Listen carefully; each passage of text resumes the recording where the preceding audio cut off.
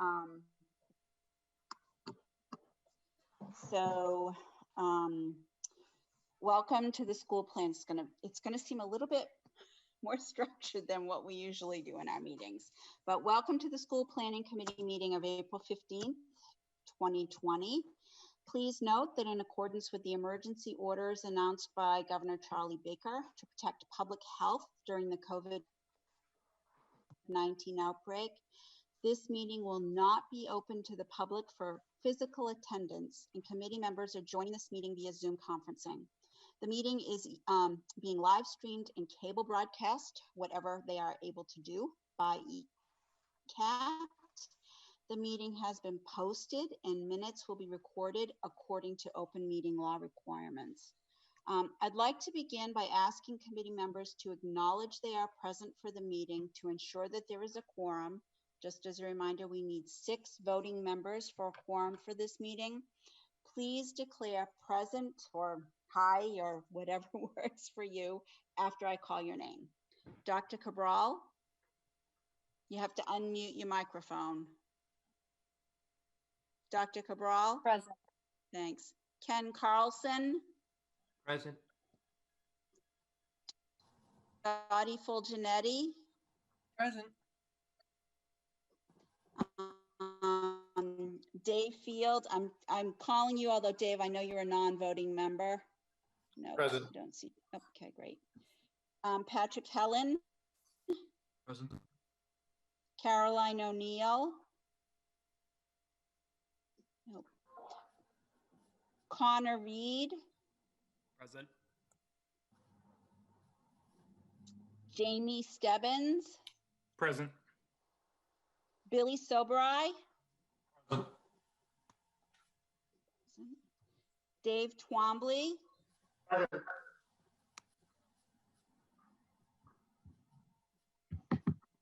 Ann Weintraub, Present. Jackie Weissman. I know Jackie's here, but she sent me a text to say her audio isn't working. Leisha, is there a way that we can, let me just see if I can see her. Jane? Yep. I just, I'm on with my phone, so I can't see much, but I can hear you. Okay, so you're here. And then Jane Martin, present. So in order to get through our agenda as efficiently as possible tonight, what we're gonna do is introduce each agenda item and then ask PMA PE to make the presentation for that portion of the agenda. After each item, I'm going to ask each committee member in the order that I just went through them, if they have questions or comments or need clarification on anything for that particular agenda item. At the conclusion of comments or questions, if a vote is necessary, I'll ask for a motion. If you're making the motion, please state your name and the motion. Same thing for if you are seconding the motion. All votes will be by roll call, and I'll do the roll call in the order listed above. We'll move through each agenda item in that fashion. For public participation, the public does have the ability to join our Zoom open meeting. Members of the public can submit questions via the chat function on Zoom, and those questions will come in to the host. And then I'm asking that if any member of the public has a question, that it be related to a topic on tonight's agenda. And then the host will determine the appropriateness of answering those questions. I think that that's it. And so without further ado, I'm going to start moving through our agenda. So the first item on our agenda is to approve the minutes of February 19th, 2020. Does anybody have any questions or comments on the minutes? Again, I'm going to go through names. Dr. Cabral? None. Ken Carlson? None. Dottie? Dave Field? No comments. No comments. Patrick Helen? No. Connor Reed? No. Billy Soberai, No comments. Jamie Stebbins, Nope. Dave Twombly, Nope. All set. Ann Weintraub, None. Jackie Weissman. Jackie, any comments on the minutes?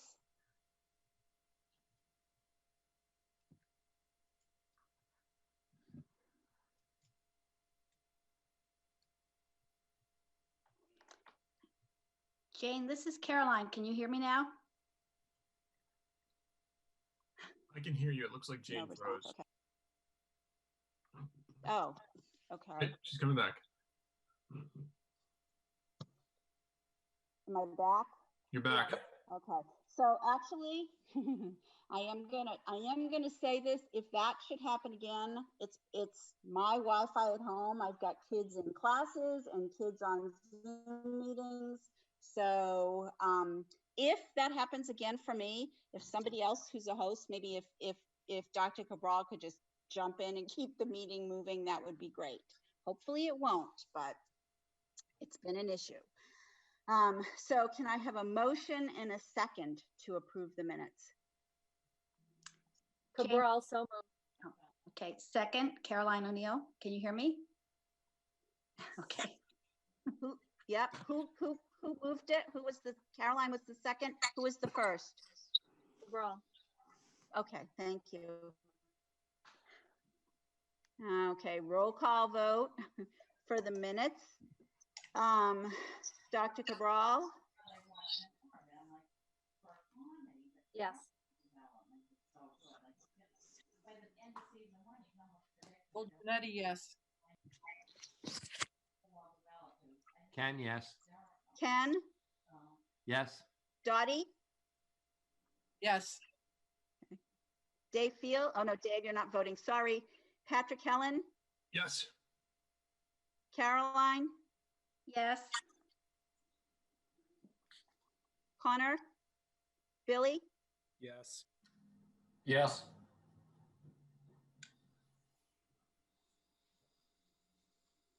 Ann Weintraub, yes.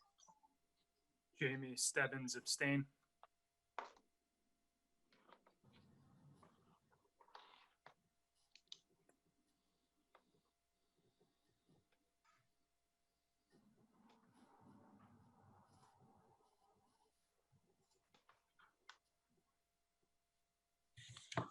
and then take a vote if we need to after that. So I'm going to turn it over to Walter at this point. All right, thank you, Jane. So the first item on the agenda is the review of the cost estimate reconciliation. I'm gonna jump ahead one slide to remind everyone where we started at the end, or where we started DD, which was the end of the schematic design. Our MSBA approved project funding agreement. Total construction cost for the project for Easton was $74,886,581. That was a cost per square foot of $505. And you can see this slide, which is part of the submission to MSBA that will go in on Friday. So this is just kind of where we're at. The first two columns are the project scope and budget and project funding agreement, and design development is where we landed. So the number that we were hoping or looking to reconcile to was the $74,886,551. So on Monday last week, we were lucky enough to have a long meeting that resulted in some good news. We did finish about $301,000 below when the two estimates were reconciled. You can see this is the uniformat system that the two estimators use. We go through line by line, and in between all of these lines are a lot of detail that gets broken down and coordinated between the two estimators to make sure all of the items are in the correct buckets. And we ended up reconciling to within 1% on roughly $74 to $75 million. Again, that's a very big overview of a 6-hour meeting, but it puts us right in line to where we are. Some things to note are the line item, first line item under markups. on your page is contingencies for design and pricing. You can see during the project scope and budget project funding agreement, that number was closer to almost $6 million. As the design develops and over the next two submissions, the 60% and the 90%, that number will go down towards to zero, and it'll be moved up into construction line items based on current market pricing and as well as any other variables that come up through this committee. So we are happy to give you guys the information that we are under budget currently, on or under budget, depending on decisions made today with this committee. And I can open it up if there's any questions for the cost estimate reconciliation review or the sheet ahead, comparing it to the schematic design budget and the project funding agreement. So I'm gonna just to make it easy, because there's so many of us, I'm gonna ask, I'm gonna go down the list and see if there are comments or questions on these two sheets before we go on to the value management piece. Okay, everybody with me? So Dr. Cabral, do you have any questions? Nope. If I don't hear a response, No questions. I'm just going to keep going. Ken, questions, comments? I'm good, thank you. Dottie, question or comments on any of this? Nope, I'm just happy that we're able to keep the costs to where we thought we were so far. Yeah, that's great. Let's see, Dave Field, any questions or comments on these two documents? All set, thank you. Okay. Patrick? Mind. Okay. Caroline? No, no questions or comments. Thank you. Great. Connor, any questions or comments on these two sheets? No, I'm good, thank you. Great. Billy, questions or comments on these two sheets? I'm all set, thank you. Jamie? No, thank you.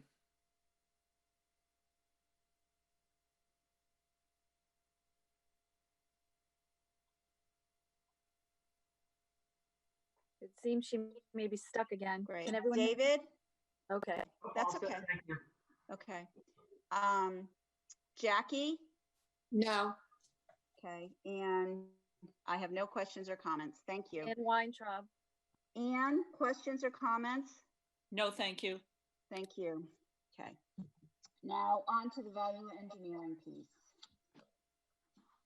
All right. One thing to note as we move into the value management piece, the items that have a green X in them or a red X in them currently were decisions that the committee made during the schematic design phase, which are incorporated into the project budget currently. So we can ignore the items that are green or red currently, as those were decided at SD. And then the items in yellow are items that PMA is bringing to the attention of this committee for what's included in the current design, as well as any decisions that this committee may want to make at this point in time. And again, we can kind of go or have a talk about this. I'm going to turn it over to Chad, but currently the wastewater treatment plant is shown as a deduct because it is, the upgrades are currently in that budget, which is great news that we were able to include those. And the radon mitigation are also shown as a deduct because that is also currently included in the budget as well. One thing to note about the radon mitigation is that this is the infrastructure for it. It would just be purchasing the fans and hooking them up. It's a plug and play system at that point. It's the underground pipes that need to be run that are the costs that are included. So Chad, I'll turn the rest over to you and I'll run the live document. Thanks, Walter. Can you hear me okay? Yep. Okay. In the interest of time, I think what the best approach might be is just to walk through each of the maybe items and let's try to put them into either an accepted or rejected column, and then let's have a discussion based on where we land. This is certainly a different approach. Usually we're in the room and you can kind of read expressions and have general discussions, a little more challenging virtually. So What I'll do is walk through each of the items and explain the rationale for why we recommend what we recommend, and then we can open up for discussion and move anything as necessary. So items C10 and C11 really go hand in hand. As we knew from the last building committee meeting, the existing wastewater treatment plant is not in a condition suitable to receive the additional flow from that new building without some upgrades. So we had to make a decision as to whether or not the existing plant would be upgraded as part of the project budget, or if the new building would be on its standalone septic field, sort of a Title V setup. And what we've carried in the estimates is the wastewater treatment plant, because that clocked in at 600,000 versus the septic field, which is estimated at $1.3 million.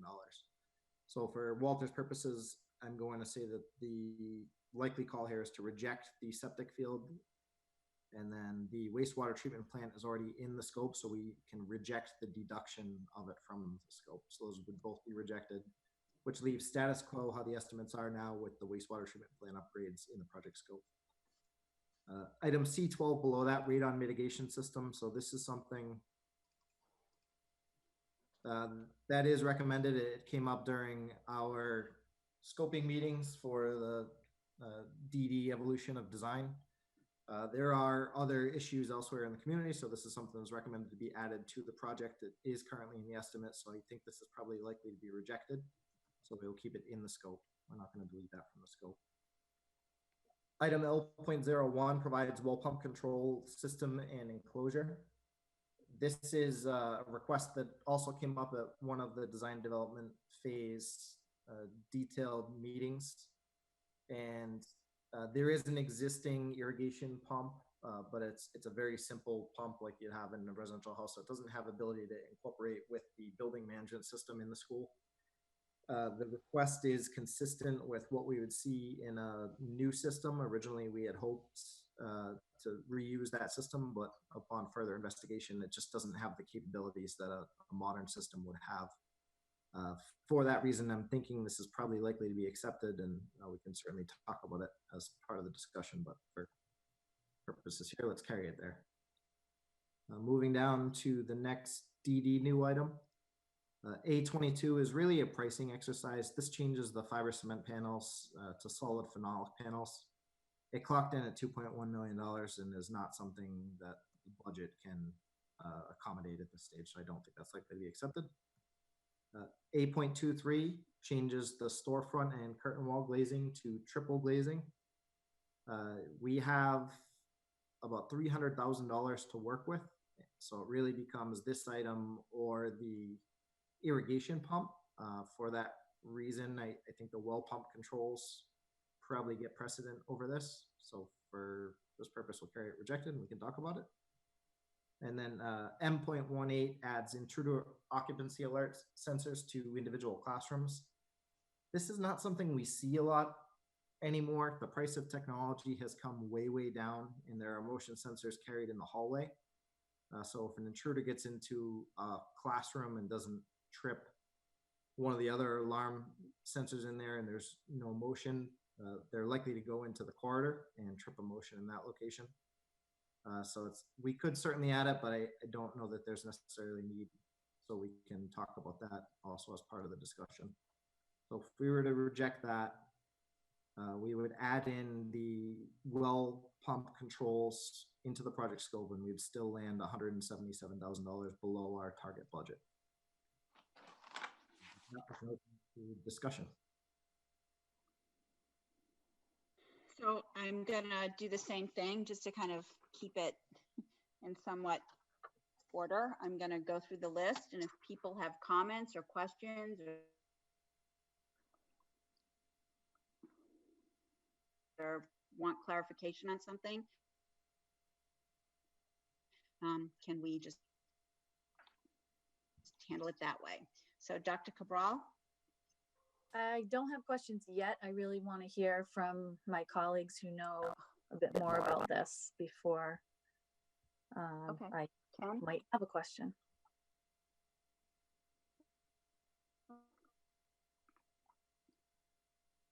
Okay. Okay. Ken? Ken? Seems reasonable to me. Thank you.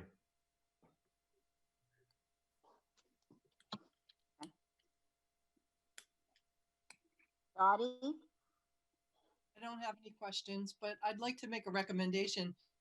Jane, there's a raise your hand feature on this that if I speak, they can raise their hand and you'll see that.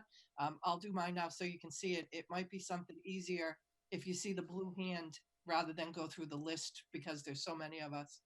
You could try that. Sure. So if people have comments or questions, if they want to go ahead and raise their hands. Do people know how to do that? Because I'm not seeing any hands raised.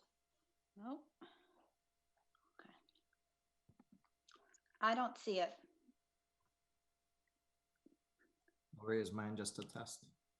Yeah, Chad. Yeah, Chad just raised his up. I have two. So did How do you somebody raise else? your hand? If you go to the bottom of your screen and you put your cursor across the bottom, you'll see a bar that comes up. Yeah. It will say participants. Click on that. And then a pop box will be on the right-hand side. You'll see everybody on the call. Perfect. I got it. And Thank then you. Raise your I hand. can't do it on the iPad there. It just is blocked. At Okay. least my old iPad. Sorry. I can't do it on my cell phone either. This is Jackie. Okay, so if people want to, they can, and if not, I'll just, Caroline or Jackie, do you have any comments or questions on this? I do actually have a question. I think I just sort of got a little bit distracted momentarily. Could you explain, please, again, the MO1A, MO1B, MO2A, the air conditioning situation?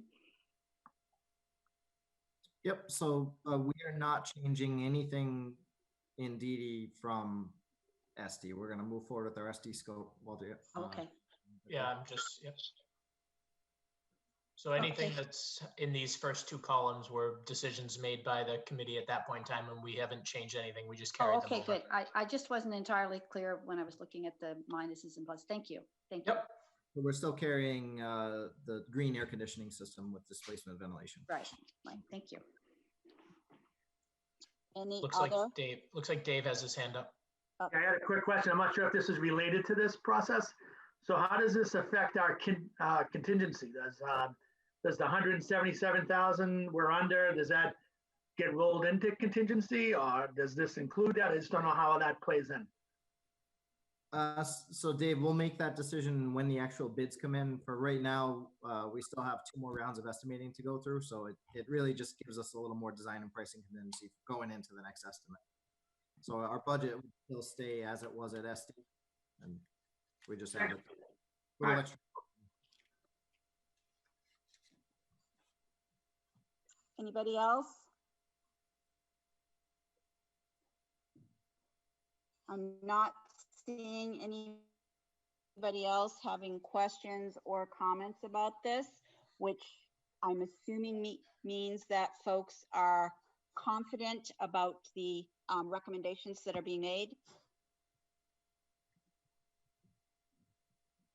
Okay, so what I'm going to do is this is something that we need to vote on. So I'm going to ask for a motion to approve the value management exercise as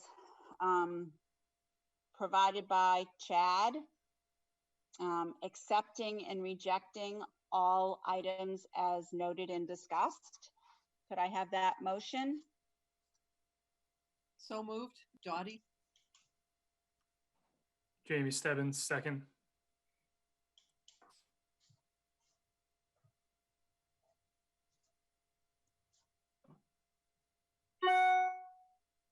Dottie was the first. Can I have a second? Could I have a second? Jamie was second. Oh, sorry. Okay. Thanks, Dottie. Okay, so all those in favor? Cabral, yes. Ken, Yes. Dottie, Yes. Dave, oh, sorry, Dave, you're not voting. Sorry. Patrick Helen, Yes. Caroline, Yes. Connor, Yes. Billy, Yes. Jamie, Yes. Anne, Yes. Jackie, Yes. Jane is a yes. So that passed unanimously.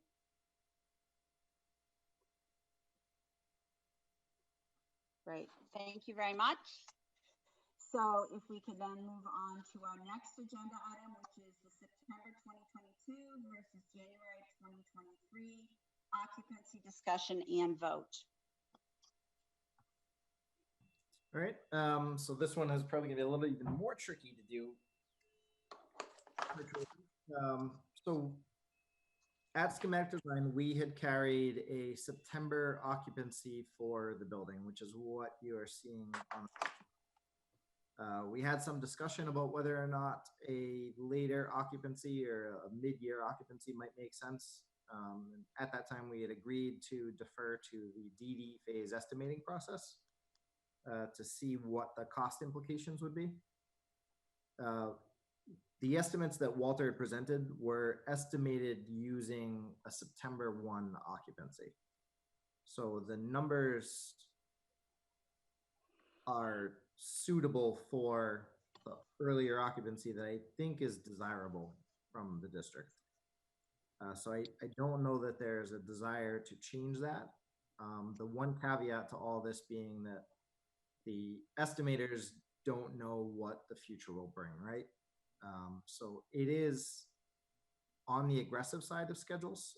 It's certainly a viable schedule, but to construct the building itself, 150,000 square feet, beginning in March of next year and to be complete by June of the following year, it likely means that there's going to be some Saturday work. And the other, I guess, more dangerous piece of that is if the market is saturated with other projects that go out to bid around that same time, the project potentially becomes less desirable for bidders, and less bids certainly is going to drive up the project cost. Unfortunately, we don't know, especially right now in this time of uncertainty with COVID-19, what the construction market is going to look like next year when we go out to bid. So unfortunately, we are in a position of making a decision based upon the limited information that we do have. The information that we do have is the estimators who are doing this every single day. This is all they do is school project estimating. They're looking at our schedule, they're looking at the current market conditions, and the number that they put on this is what they're seeing based upon the information that's available today. I don't know that we can make a decision other than the one based upon the information that's available to us today. So if a September occupancy is desired, we can certainly hold that date, but that's not, that is direction that we need from the planning committee with all things considered. And I'm sure there are probably questions on that. Yeah, so I'm actually going to start with a comment and a question. Because as we've talked about this project publicly, we've actually usually talked about a move-in of January. So while I know you carried September, I feel like we've been pretty public, or pretty public about the fact that we didn't think that students would be moving into that new school until January of 2023. So I guess from a kind of what the reaction would be in the community, I think if we moved the occupancy to January 2023, I don't think that would come as a surprise for members of the public. Dr. Cabral, I don't know if you have comments on that. And my question is actually, so if we change the building occupancy to January of 2023, in the hopes that that might make the project more desirable from a bidding perspective, would there be any reason that if things should move along that we couldn't occupy in September if the project was ahead of schedule, for example? No, as long as we were prepared to accept the building and we had enough advance notice to make sure there were furniture and technology in the school, it's certainly doable. Okay. Yep. So I don't know, are there others who have questions or comments? We can try the raise your hand issue thing again. Jane, just to answer your question, it's always been our understanding that the September date was going to be too aggressive and that it would be January or later, perhaps even the end of the school year, based on any delays, construction delays, what have you. I do know that there is a lot of anxiety, professional anxiety for staff at the thought of a mid-year move, but that is something that logistically we can try to figure out later. I think that I've always had the understanding that September might be too aggressive to push people off, to maybe make it undesirable to potential bidders. And I think just in terms of building a structure like this, I think our first concern has to be the availability of bidders and the cost savings, that potential cost savings. So I think we can deal with the logistics later, however we do that. As you said, it's possible, you know, you build a shed and you have a delay in your deadline or gets done sooner. So this, I would imagine, I know we're dealing with professionals who do it every day, but you have COVID, you have all these other confounding variables. I think that it's reasonable. I think it's our responsibility, frankly, as this committee to choose the most economically viable, advantageous timeline for the project. And then we deal with some of those other logistics, as I said, later, and we make it happen the best way we can for professionals and for students. So from that perspective, I'm not sure that we have much of a choice, if that makes sense. Yep. So I have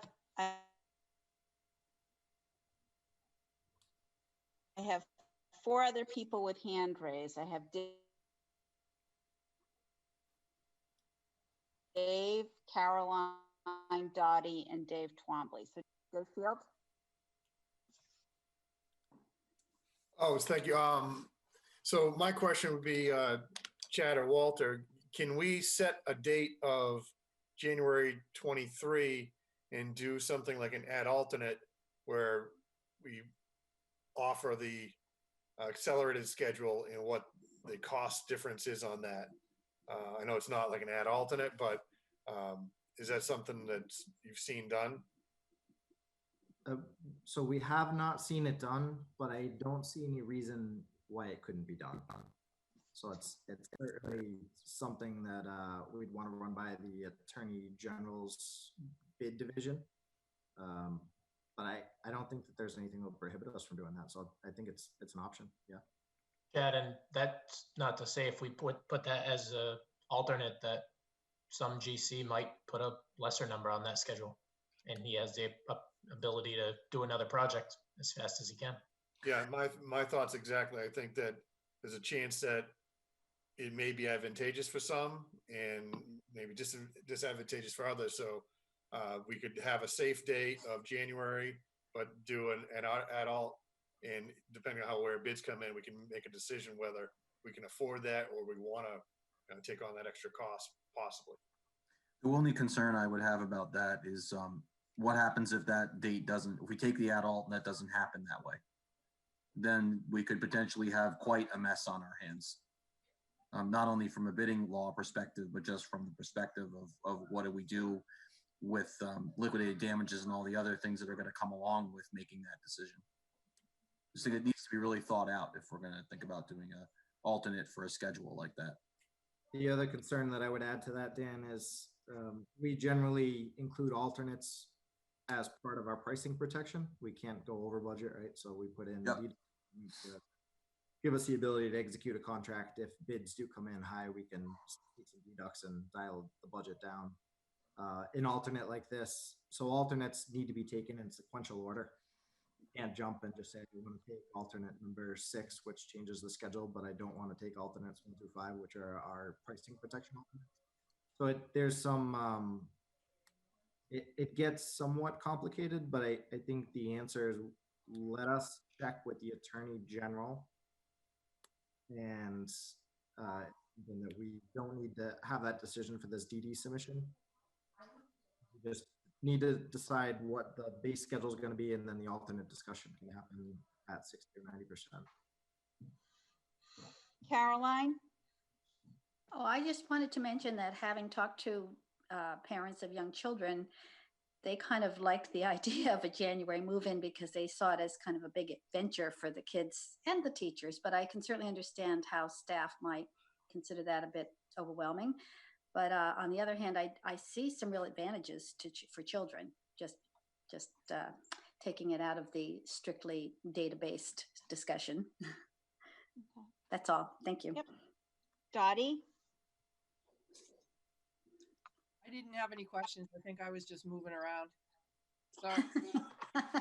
I'm fidgety on Zoom calls. Anne? Just to, I don't see the positive in moving mid-year, to respectfully disagree with Caroline. I understand it from an economical standpoint. We have to do what's best.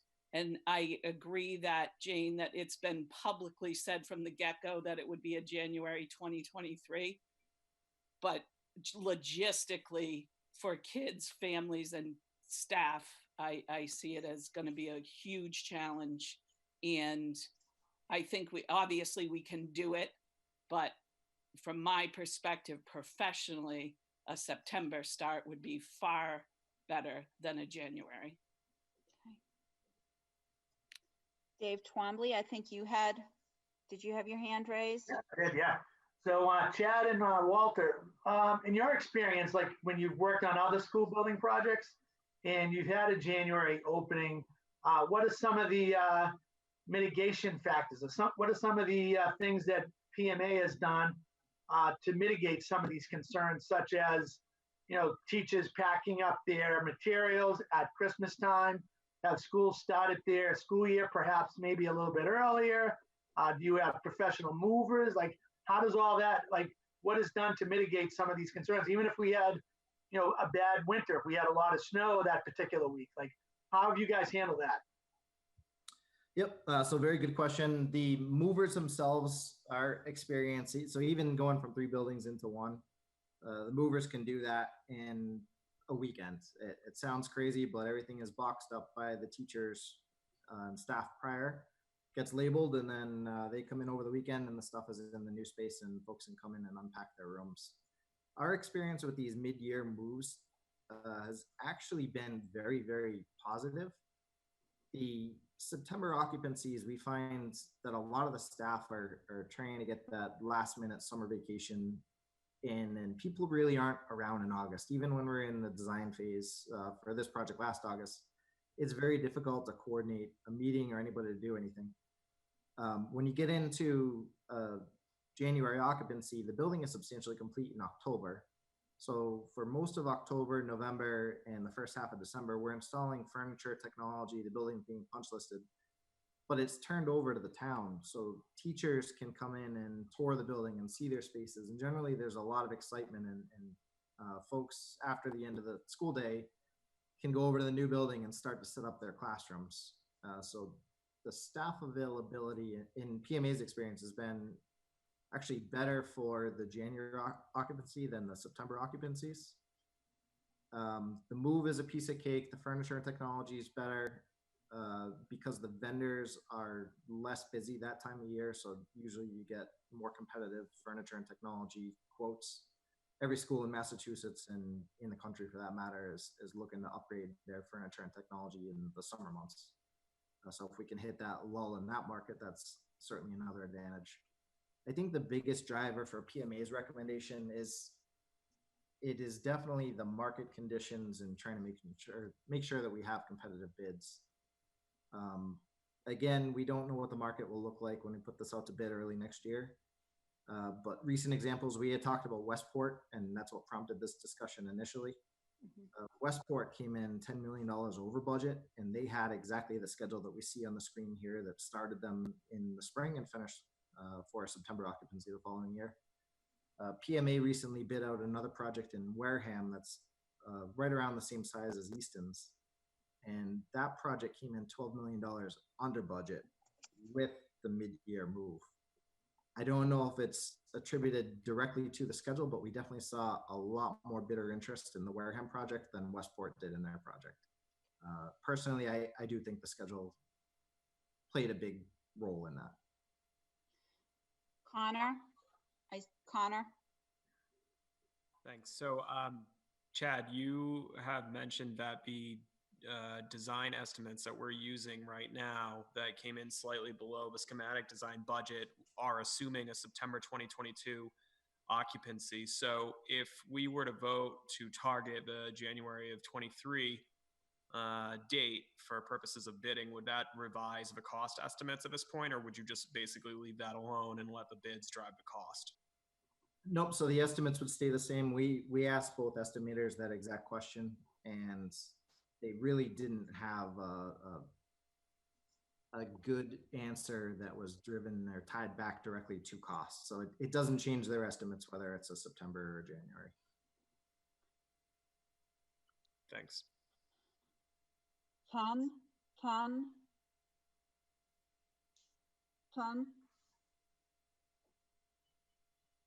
Hi. Do you have your, oh, never mind. I do. Is your hand raised or lowered, Ken? Do you have a question? I do. Okay. I think Dave hit one of mine. Other than an add alt, can you still do an incentive on an early completion? Is that allowed? Number one. Number two, when do we need to? What's the drop dead date on a decision? Because I think it might be a while from now, but good to think about it. And just a comment on the bidding situation in the future. I know my firm's looking at a economic recovery bill coming. There's a lot of positive thoughts about that. And so when it comes to the bidding climate at that time, it could be really interesting. Sorry about that. Could be a lot of money out there.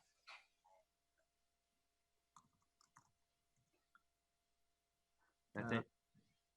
So the drop dead date, hearing that the estimators are going to hold the same number, whether it's September or January, definitely buys us time. So we can change this and reevaluate this at 60%, see if they still feel the same way, and then a final time at 90%. But by 90%, we definitely need to have the decision locked down. So for this discussion and decision tonight, it's more so for what we submit to the MSBA. But there is opportunity to go back and revisit that at the next submission. I also agree with the economic incentive packages that are being rolled out. So we are certainly mindful that those may reinvigorate some of the market. Dave Field, do you still have a question? I think there was one more that I didn't. Okay. Into the incentive question for early completion. Yep. We can not provide an incentive under a Chapter 149 GC type of contract. The only way that you can incentivize is if you're in a CM at risk, which is 149A. But CM at risk would add 10 or so % to our estimate numbers. So at this point in time, it would put us over budget, so the incentive is off the table as we can't change that delivery method. Thank you, Chad. No problem. Any other comments, questions? So I feel like, so Chad, your preference is for us to make a decision on moving this date tonight so that you can include the date move in the DD package that's getting submitted? Yep, we just want to make sure that whatever we submit to the MSBA matches the intent of the committee. Okay. So my sense is that people are probably leaning towards the January 2023 option, but I am going to ask for a motion in a second, and I guess the vote will tell us if people are leaning towards that option or not. So could I have a motion to move the occupancy date from September of 2022 to January of 2023. And that date change would get included in the design development submission to the MSBA. Patrick Helen, so moved. Caroline O'Neill, second. All those in favor, and I am going to go down the list. Lisa? Cabral, yes. Ken Carlson? No. Dottie Fulgenetti? Yes. Patrick Helen? Yes. Caroline O'Neill? Yes. Connor Reed? Yes. Billy Soberai? Jamie Stebbins? Yes. Ann Weintraub? Yes. Jackie Weissman? Yes. Jane Martin, I'm a yes. So that's all yeses except Ken Carlson was a no. So the motion passes.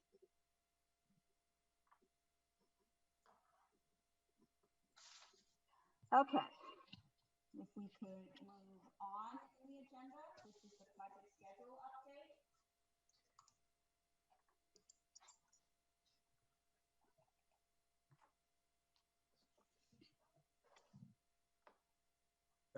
Walter?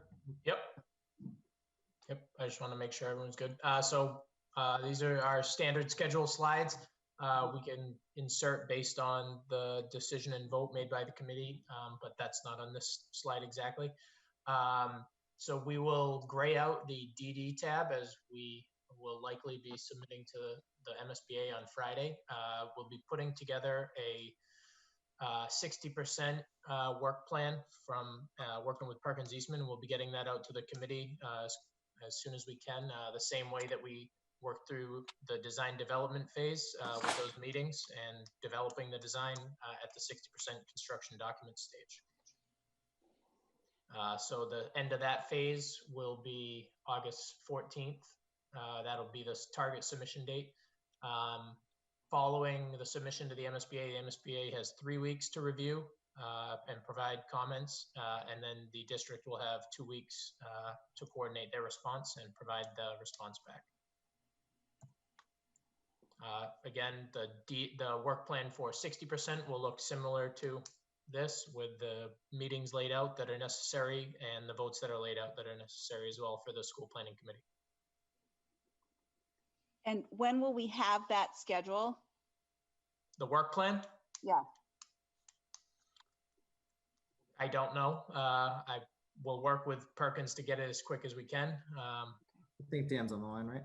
Dan's Yeah, right now we're wrapping up the binders and the other things for Friday. We'll probably work on this next week. It won't be as aggressive as this. There won't be as many meetings. There'll be less than this because we're going into a stage where there's much more detailing, but there will be some meetings. So you can expect this within the next week and a week and a half. So Dr. Cabral, I kind of want to make sure that you're I know you are paying attention to this, but if user group meetings are going to require participation from staff in the district or staff in the town, I don't know if that's going to require extra coordination just because of how we're all working now. So just a heads up for everybody to be mindful of that. Absolutely. And one thing to note is likely that these will be virtual meetings. We've had really good participation via Microsoft Teams, whatever platform Perkins Eastman has used, and Zoom as well. So they have worked really well and been able to get everyone on the call. It may make for more participation as well. And the staff's been absolutely great about their adjustment, and we've had several staff meetings, school staff meetings, grade level meetings. I think it will be fine. Okay. So I think the next, does anybody have comments or questions on this, what's coming next in the schedule? I'm looking for raised hands if there are any. I'm not seeing anybody.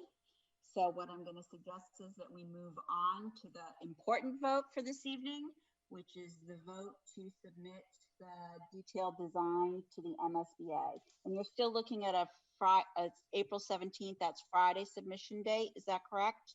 Correct. Okay. So before I make that motion, does anybody have any other questions about what we're getting ready to submit to the MSBA? Great. So may I please have a motion to submit the full detailed design packet to the MSBA for an April 17th submission date? So moved. This is Dottie. Can I have a second? Second, this is Caroline. Okay, so I'm going to go down and do votes for submission.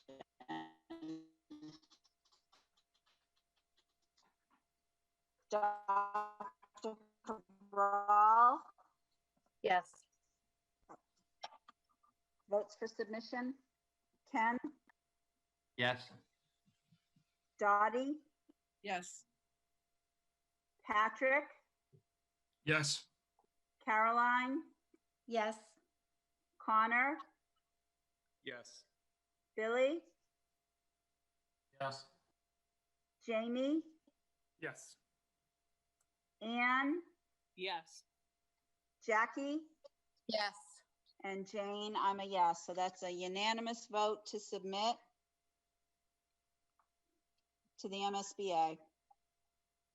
Great, thank you. Budget, do we need a budget update? I know there were a couple of slides in our packet. Yep. So billed to date, 2,249,633, and MSBA estimated reimbursement is 1,222,678, and that is for invoices through March 2020. Okay. Any comments or questions about the cash flow projections?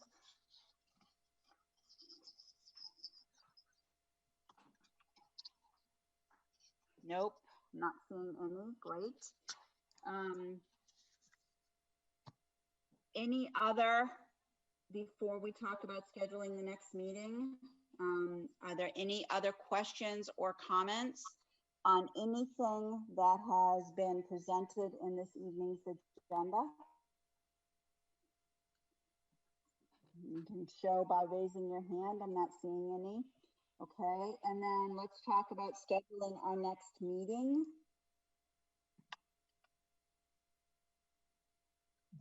Dan or Dawn, do you guys want to jump in, or Chad? Like we said, following the submission on Friday, the MSB will have 3 weeks.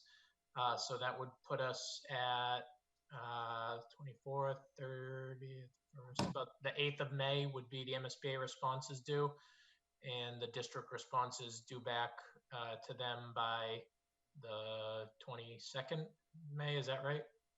Yep. Yeah.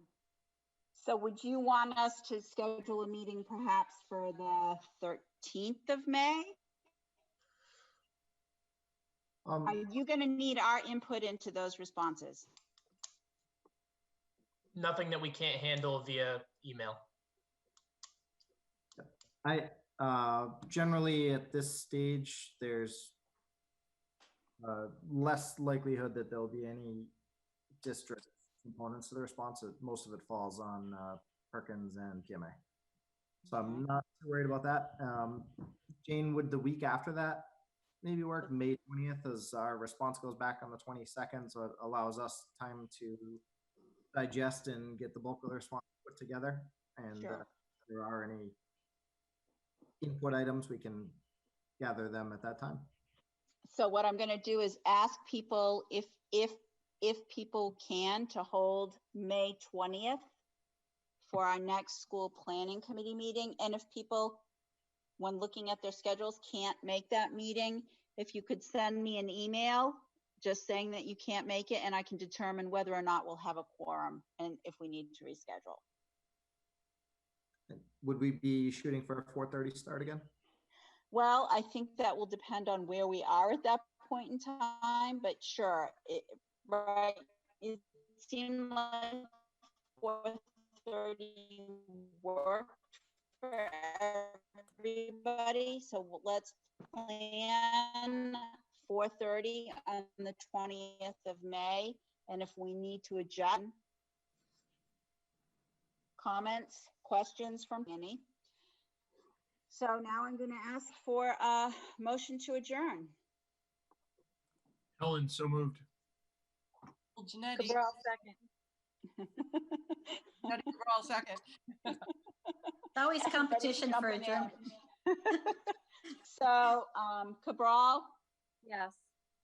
Ken, Yes. Dottie, Yes. Patrick, Yes. Caroline, Yes. Connor, Yes. Billy, Yes. Jamie, Yes. Anne, Yes. Jackie, Yes.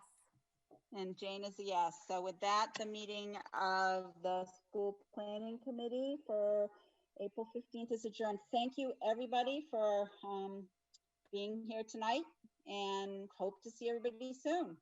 Nice job, Jane. Take care. Yes, very nice. Be safe, Everybody. everyone. Thanks. You too. Well done.